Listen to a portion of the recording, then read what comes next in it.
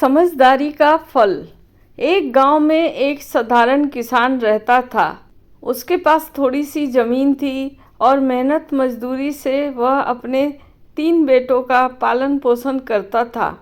किसान अब उम्र दराज हो चुका था और उसे हमेशा यह चिंता रहती थी कि उसके बाद घर और खेत खलिहान की जिम्मेदारी कौन संभालेगा। उसके तीनों बेटे अलग अलग स्वभाव के थे। सबसे बड़ा बेटा होशियार और समझदार था, दूसरा बेटा आलसी और कामचोर था, जबकि सबसे छोटा बेटा ईमानदार और भोला भाला था, जो सबकी आज्ञा मानता और सबका ख्याल रखता। एक दिन किसान ने सोचा, अब मेरी उम्र ढल रही है, मुझे देखना होगा कि तीनों बेटों में से कौन सबसे योग्य है जो घर की जिम्मेदारी संभाल सके। केवल ईमानदारी ही काफ़ी नहीं और केवल मेहनत भी काफ़ी नहीं, बुद्धि और दूरदर्शिता भी होनी चाहिए। कुछ दिनों बाद किसान तीर्थ यात्रा पर जाने की तैयारी करने लगा। जाते समय उसने अपने तीनों बेटों को बुलाया और कहा, मैं कुछ महीनों के लिए बाहर जा रहा हूँ। जब तक मैं लौटूं तब तक मैं देखना चाहता हूँ कि तुम तीनों घर और खेत की जिम्मेदारी कैसे निभाते हो। तुम सबको मैं एक एक बोरी धान देता हूँ, इसे संभाल कर रखना। जब मैं लौटूंगा तब तुम्हारे काम की प्रतीक्षा होगी। याद रखना, जिम्मेदारी केवल ईमानदारी से नहीं, समझदारी से भी निभाई जाती है।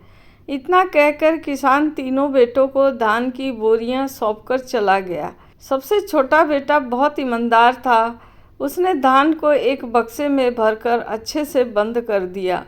उसके मन में यही विश्वास था कि जब पिता लौटेंगे तो यह बक्सा खोलकर उन्हें ज्यों का त्यों धान दिखा देगा। पर समय बीतने पर धान खराब हो गया और खाने लायक नहीं रहा। दूसरा बेटा आलसी था।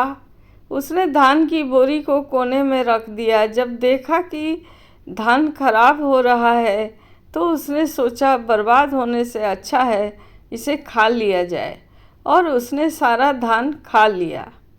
बड़ा बेटा सोच में पड़ गया। उसने कहा, धान को केवल बंद करके रखने से वह सड़ेगा और यदि खा लिया तो वह खत्म हो जाएगा। क्यों ना इसे खेत में बो दूं। बीज को मिट्टी में डालोगे तो वह अंकुर बनकर कई गुना बढ़ेगा। यही तो धान का असली उपयोग है। उसने धान बो दिया और मेहनत से उसकी देखभाल की।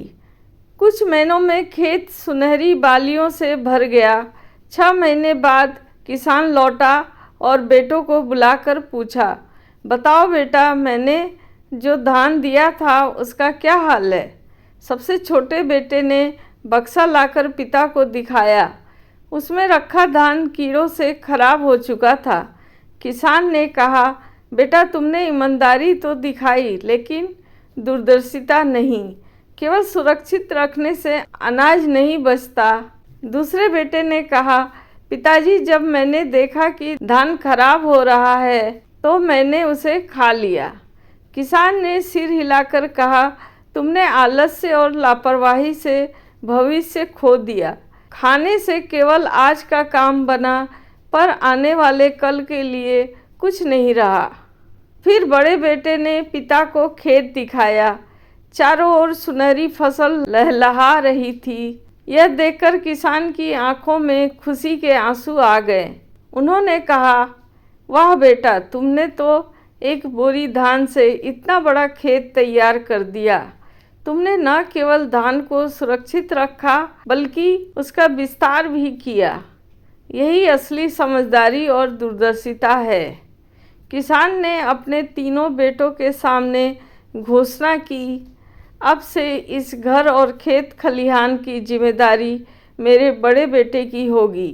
मुझे विश्वास है कि यह पूरे परिवार का भला करेगा और सबका भविष्य संभालेगा। यह कहकर किसान निश्चिंत हो गया, क्योंकि उसे पता था कि अब उसकी मेहनत की कमाई और घर की नींव सही हाथों में है। सीख, ईमानदारी और मेहनत तभी सफल होती है जब उसमें दूरदर्शिता और समझदारी जुड़ जाए, वही इंसान जिम्मेदारी के योग्य होता है।